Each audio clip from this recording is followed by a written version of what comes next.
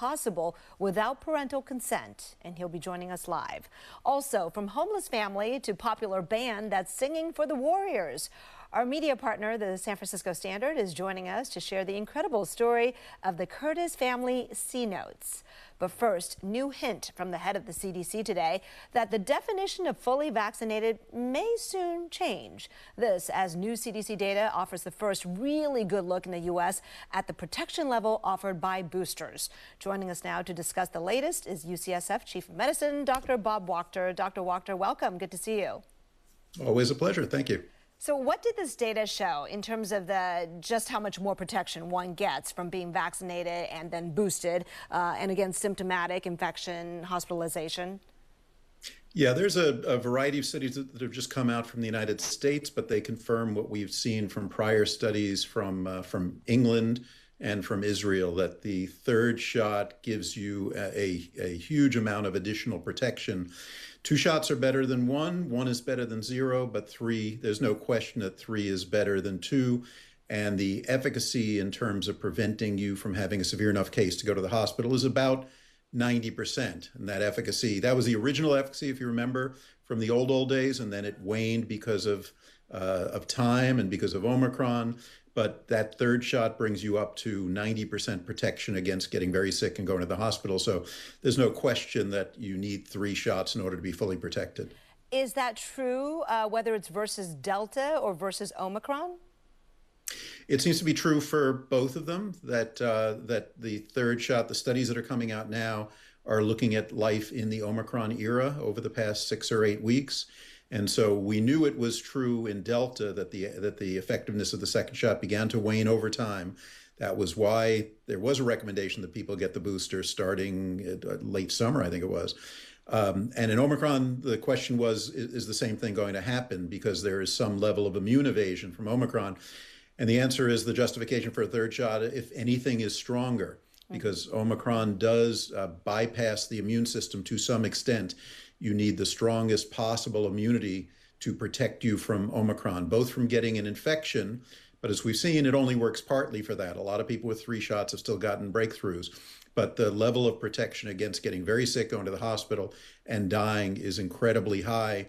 And if you only have 2 shots, you're nowhere near as well protected. All right. Are there any age group differences in terms of how much benefits are derived? Doesn't seem that way. It seems that there's really good benefit across the spectrum of age groups. Now, of course, a 90% benefit against a severe infection or death is more valuable to a 70-year-old than a 30-year-old, because the 30-year-old has such a low chance of having a severe case and dying. But it seems like the benefit plays out across the spectrum of ages and risk factors. So everybody, there's no age group in which the benefits of getting that third shot don't outweigh the risk, in part because the risks are tiny. All right. You mentioned 90%, but for those who prefer to hear numbers in terms of how many times more or less likely you are to go to the hospital, can you put it in that sense for people? Well, I just calculated this for a tweet I'm going to send out in a few hours for myself. So I have about in the old Delta days, I probably had if I got COVID today, I'd probably have a 1 in 500 chance of going to the hospital. So not very high, but not 0. And if it's 90% protective, 80 or 90% protective, that lowers me to about a 1 in 4,000 chance of going to the hospital. So significantly lower than it would be. And if I was 80 years old, then my chances would be substantially higher, but the benefit would still be about the same proportion, about 90% lower than whatever your risk was prior to getting your third shot. Okay, somehow the 1 in a certain number makes it easier to digest for me. So thank you for that. And plus, we got to jump on the tweet thread that's coming out. I want to ask you this: what is the percentage of Americans vaccinated right now and boosted? Well, the percentage of Americans that have gotten, I think, any vaccine is 63%, or maybe that's 2 shots. I've forgotten exactly. I think it may be 2 shots, 63%, but only I think 30 or 40% have gotten their booster. Oh. So the percentage that have gotten what they really need to get for the level of protection that they should have is on the order of 1 in 4. It's not very high, and that makes them more vulnerable. It makes them more vulnerable to get Omicron, any infection with Omicron. But of particular concern, it makes it significantly more likely that they'll have a severe case than they would if they had their 3 shots. All right. Dr. Wachter, today the CDC director, Dr. Rochelle Walensky, spoke not of being vaccinated or boosted, the terms I was just using, but of being up to date. What's the significance there? Yeah, they're trying to thread the needle. We've up to now said if you've had 2 shots, you are, quote, fully vaccinated. Yeah. And that's just wrong. I mean, you can sort of look it up in the dictionary. It feels like fully vaccinated would be the vaccination that provides you the maximum protection. And so I think fully vaccinated is 3 shots. I think Dr. Walensky and the CDC is a little bit worried that if they call that fully vaccinated, what about if it turns out that we need a 4th shot? What about if it turns out you just got your 2nd shot a month ago and you're really not eligible for your 3rd shot yet? So I think they've decided that the best lingo to use is that you're up to date with your shots. And this is important because, for example, there are certain organizations like healthcare organizations that have vaccine requirements. And UCSF, for example, has required that you be fully vaccinated. And up until a month ago, that was 2 shots. But the new rule is that we all have to have had a 3rd shot by the end of January. So I think whether you call that fully vaccinated or you call it up to date, I think the meaning is the same thing. What you really need to be is to have 3 shots to have the appropriate amount of protection against Omicron. All right. I think that's kind of setting us up for moving in that direction, and that's where we may be headed, right? Okay, San Francisco's mayor and also director of health both sounded pretty optimistic yesterday, looking at the case numbers and hospitalization numbers here. Are you pretty confident that we'll keep trending in that direction? Yeah, I mean, I hesitate to ever say 100% confident because we've all gotten burned by curveballs. But there's actually nothing I can see on the horizon that says anything other than we're going to get better and better and better, lower case numbers, lower test positivity numbers over the next 3 or 4 weeks. And by early to mid-February, we'll be in a really terrific place and maybe about as good as it gets. I'm quite confident about that for the spring. My confidence level goes down the further out we go, because the more time goes by, the more possibility there is that there'll be some new curveball, probably in the form of a new variant. I think the odds of that are low, but none of us predicted Omicron, so you can't say the odds of that are 0. But I am quite confident that things are going to get better. If I may interrupt, why do you think the odds are low? Because while we have, decent, not great, but decent vaccination rate here, that's not the case in much of the world, right? Where variants could emerge, and the rest of the world, maybe they weren't hit with Omicron, so they haven't developed as much natural immunity either. So, yeah, explain to me, because I want to feel good about it. Okay, well, you should feel good about it. Why are the odds low? Because Omicron was so good at what it does in terms of infecting people and its level of immune evasion that for a new variant to win, it not only has to be better at Omicron and in some ways worse than Omicron in terms of its severity, it's got to take over from Omicron. It's got to win that race. Omicron won the race against Delta really handily. In a month, it became the dominant virus. So as we think about, there will be plenty of new variants. You'll hear about them all the time. They'll be scary. They'll make your reports probably every few weeks. You'll hear about a new variant. The question is not, is it better? Does it do something that Omicron doesn't do? But is it better enough that it becomes the dominant virus? And I think at this point it is unlikely, but you can't ever say never because very few people predicted Omicron. The other reason I'm much more optimistic is that we're now going to reach a point in a few weeks where almost everybody has some level of immunity, either from vaccination or infection.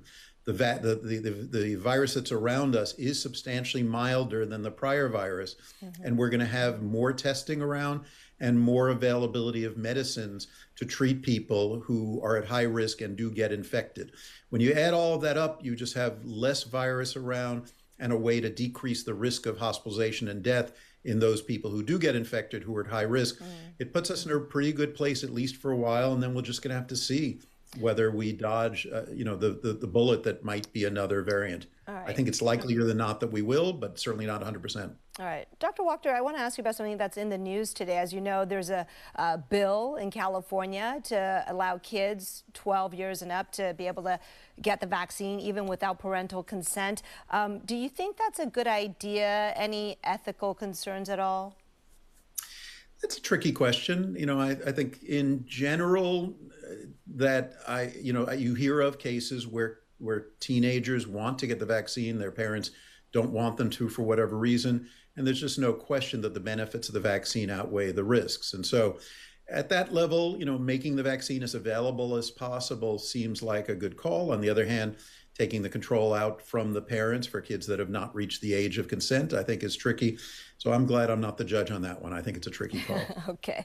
Dr. Wachter, we are out of time, but I can't let you go without asking, how's your son doing? I know he recovered from COVID. It was kind of a challenging time. Good? Well, I wrote about him in part because he was so ordinary, because I thought tens of millions of people are going through exactly his experience. He'd been really careful for 2 years. He got infected. He was pretty sick. He got better on day 5. He continued to test positive. He stayed in isolation until he turned negative on day 10. He's fine, back at work, and now he's more immune than I am. He's had 3 shots and an infection. Dr. Wachter, always great having you here. Thanks for sharing your insight and your stories. Really helps us a lot during this time. Appreciate it. But thank you so much for having me. Be well. Coming up next, we'll talk to State Senator Scott Weiner about that bill I just referred to that would allow kids 12 and older to get vaccinated without permission from their parents. What do you think? We'll be right back. All right, everybody. Another great conversation with Dr. Bob Wachter. I always appreciate talking with him. He's so good. All right, right now we'll talk about that big item coming up with Scott Weiner himself, the state senator who introduced that bill. So let me know what you think. We'll be right back. Enjoy this view of Lake Tahoe. Our director today loves Tahoe, so enjoy this gorgeous shot.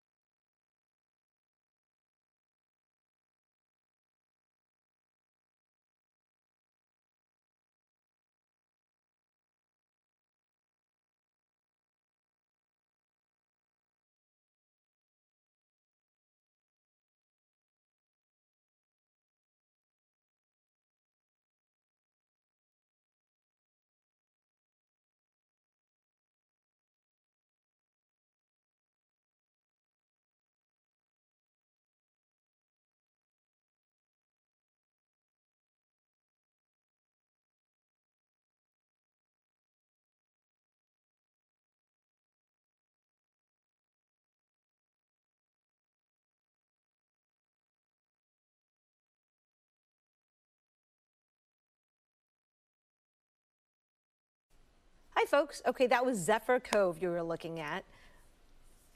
Children 12 and older could get vaccinated in California, even if their parents do not consent, if a Bay Area state lawmaker gets his way. State Senator Scott Weiner of San Francisco co-authored a bill today to make that happen. And he joins us live to talk more about it. Senator Weiner, thanks so much for your time. Thank you. What exactly does the bill call for? It's not COVID specific, is it? No, this legislation applies to any vaccine approved by the FDA and recommended by the CDC, and it will allow 12 to 17-year-olds to get a vaccine based on their own consent, not their parents. We already allow that. A 12-year-old can go in and get a hepatitis B vaccine, an HPV vaccine, birth control, mental health treatment without their parents. Mm-hmm.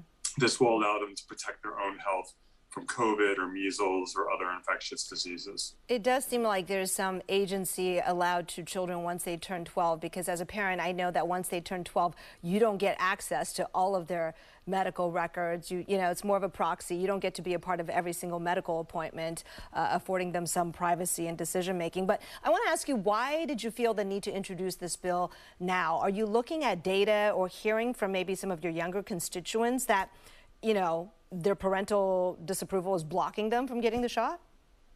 All of the above. Oh. The data is very clear. Almost 1 million Californians aged 12 to 17 are unvaccinated. And a lot of those kids want to get vaccinated, but their parents either aren't letting them, or their parents simply aren't making the time or prioritizing taking them to a vaccine center. And so these kids, their own health is at risk.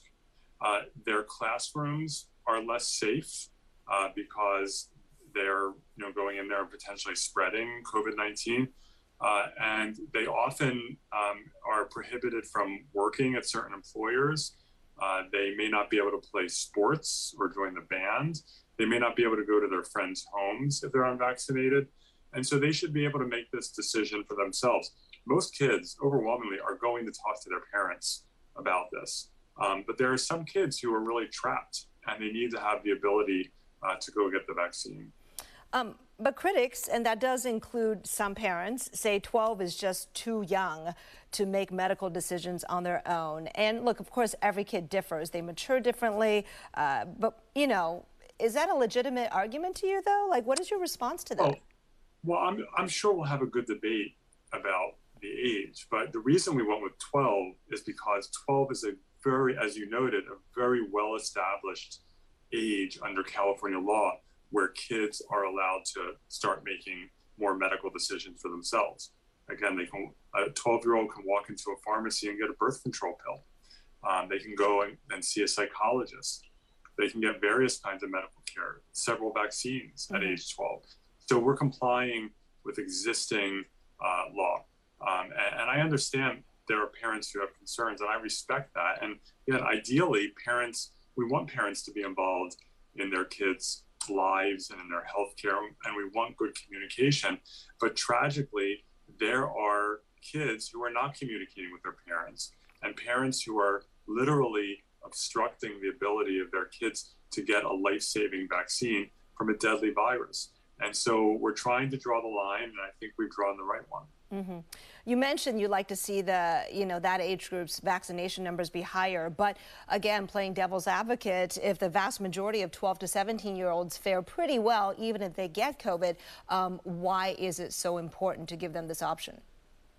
Well, overall and on average, teenagers will do better than older people with COVID, but that doesn't mean that they're completely protected. And we have kids who are being hospitalized, teenagers who are being hospitalized, teenagers who are going on ventilators, teenagers who are having long COVID, and teenagers who are dying. And a recent study came out showing that the only teenagers in that study who died from COVID were unvaccinated. So it is not the case that teens have complete protection. And there are teens, and we're working with some of them, who they or other people they know, other teens, really want to get vaccinated because it's hindering their lives, and they have a lot of anxiety about their own health, and their parents will not let them. We are working with a young woman in Southern California who wanted to get the flu vaccine. Her parents wouldn't let her. She got the flu and was hospitalized with the flu as a teenager. So this is like real life consequences. And these kids are able to make that decision about vaccination, and we should let them do it. So we've got less than a minute. I want to ask you, what is next for the bill? Are you confident about passage? And are you confident about how it might do if it goes all the way up to the Supreme Court? Well, in terms of the legal challenges, I'm confident that this bill is completely legal because California and other states have long allowed teenagers to make certain health decisions for themselves. That's well established. I never like to predict how a bill will do. We have a tough legislative process, but we have a lot of support for this bill. It'll get a hearing, its first hearing in March or April, and I do believe we have a path to pass this and put it on the governor's desk. All right, State Senator Scott Weiner of San Francisco, thank you so much for joining us, and please do keep us posted on the progress of your bill. Thank you. Coming up next, we'll introduce you to a reporter who did a great story on a musical family that's creating quite the buzz in San Francisco. So the San Francisco Standard will be joining us live, so you don't want to go away.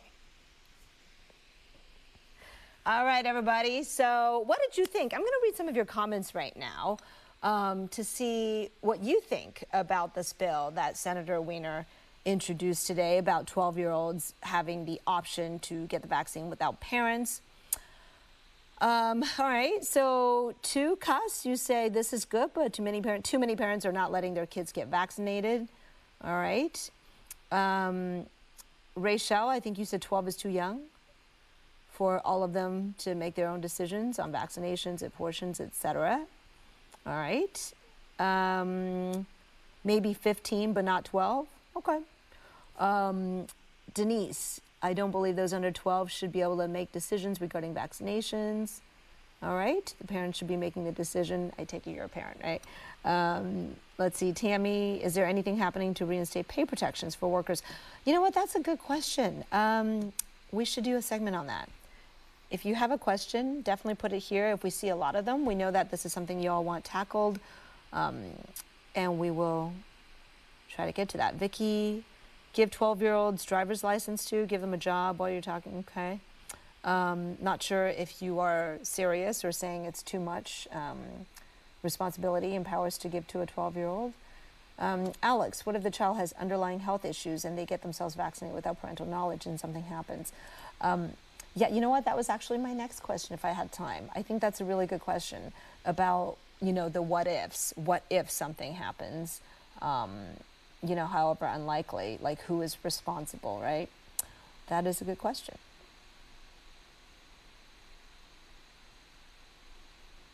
Yep.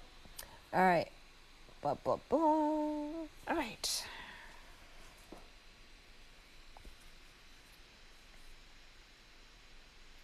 ABC7 is excited about our partnership with the brand new San Francisco Standard. Part of building a better Bay Area is highlighting those who are working toward the same mission we have here at ABC7.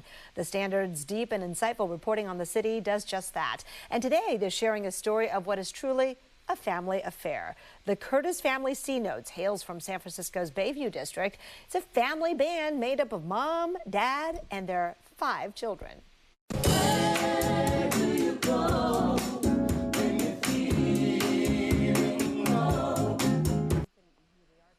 Wow. Joining us now to share the story of the incredible Curtis family C Notes, the SF Standards Director of Multimedia, Sophie Bierman. Sophie, so great to have you. We tried yesterday, some technical issues, but here we are today. Good to see you. So glad to be here. Thank you. So this is such a unique band. I'm just wondering, looking at that video, how old are the kids? So they range in ages from 11 to 17. And I have to tell you, they are so talented. When I met them, they were naming instruments that I genuinely hadn't even heard of. So between them, they play, you know, dozens of instruments, and then the whole family also sings. That's just incredible. How did you learn about them? So I came across the family on Twitter. They had been in a JCPenney holiday ad. That was a lot of fun to watch. And Mayor London Breed had actually retweeted that. And so I saw them and just sort of picked up on their energy and thought to myself, you know, this is a family worth learning more about. And I'm really glad we did, because, you know, beyond their talents, they've had some struggles as well, and some really just incredible themes emerge from speaking with them. You mentioned the struggles. Just 10 years ago, they were homeless, right? Yes, exactly. So in 2011, the family was homeless for about a year and a half. All 5 kids were around. Some were too young to remember it, but the 2 eldest, you know, told their mom and dad, yeah, we kind of remember waking up in a van, or, you know, moving from motel to motel. And that was a really hard time for the family. And obviously, you know, it's a theme that unfortunately echoes what, you know, too many people in the Bay Area, you know, do experience from time to time: housing insecurity. So when I learned that from the family, it really got me even more interested in their story, which is now, you know, of course, a success story. And they definitely credit the community as well for helping them to get back onto their feet. All right. I just want our viewers to listen a little bit more to their music. You mentioned they each have, you know, they have different talents, play different instruments, but check this out. It's turning down on your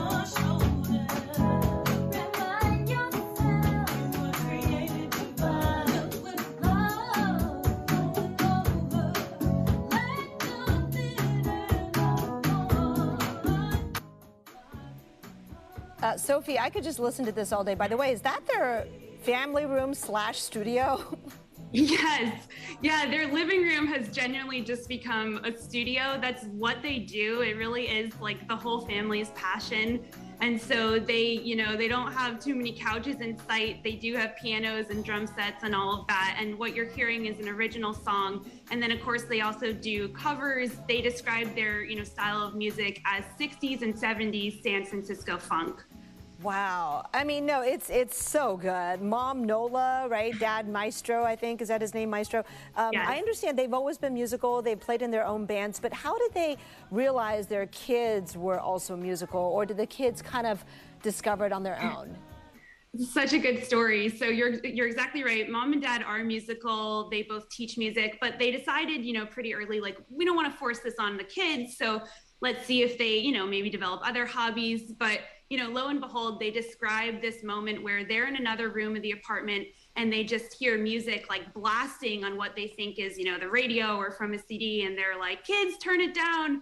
But they walk in and it's not, just playing from a CD. It's the 5 of them who have gotten a hold of instruments and were actually performing White Rabbit, the iconic 60s song. And so that's when their parents realized, like, okay, they've picked it up just from osmosis. That's incredible. Sophie Behrman, San Francisco Standard's Director of Multimedia. Don't go away because we can chat more on Facebook Live. But before we go to commercial break, we do have links to the San Francisco Standard's other original reporting on our website. Want to tell our viewers about that. Just go to abc7news.com, and to watch more of their videos, check out our ABC7 Bay Area streaming TV app. So we'll be right back. Meantime, you can join us on Facebook Live. All right, Sophie, you still with me? I am. Excellent. This is just so good. Tell us about, I know they kind of had a break, right, when they performed at a Warriors game, and that was right before the pandemic and the shutdown. I know that got them a little attention, but their big break came after that, right? Yes, so that's exactly right. They had this big moment at the Warriors halftime show, the pandemic hit, and they were looking for the next thing to do. And because they just love music, they decided, hey, why don't we just live stream out of our living room? And that is actually what caught the attention of a scout for America's Got Talent. And so they went on the show, competed, and really have now been seen nationally, which is a huge success story for them. What? That is amazing. So since then, what's happened? Like, where are they playing? What kind of gigs are they getting? Yeah, so like I said, they've been on this JCPenney, commercial. They are, writing their own songs. Around the holidays, they were out and about all over, caroling and just really bringing joy to various communities in our city. And then you can check out their website for, many other things that they have going on. All right, so you said the parents teach music. Is that their full-time job? I mean, is this band about to become the full-time job? I think between being parents and the band and teaching, they definitely have a lot on their plate. But they also have these family principles that keeps them humble, keeps the whole family grounded. They also play a lot of board games at home. I saw a closet full of them. So, they are trying to make sure their 5 kids, are part of the band, but also do other kid things as well. Wow. I always envy families that can make music together. There's just something so special about that, right? Okay, Sophie, we are out of time, although I could probably listen to the Curtis family singers forever. Thank you so much, and I do hope folks will check out your story. There's a lot more to it on abc7news.com, where you'll find links to the Standard's reporting. Take care, Sophie. Thanks for sharing. Thank you. Bye. Wow, that was so good. They were so good. And the kids? Thank you so much for joining us on this interactive show, Getting Answers Today. We'll be here every weekday at 3 on air and on live stream answering your questions. World News Tonight is coming up next, and I'll see you back here at 4 o'clock. Have a great weekend.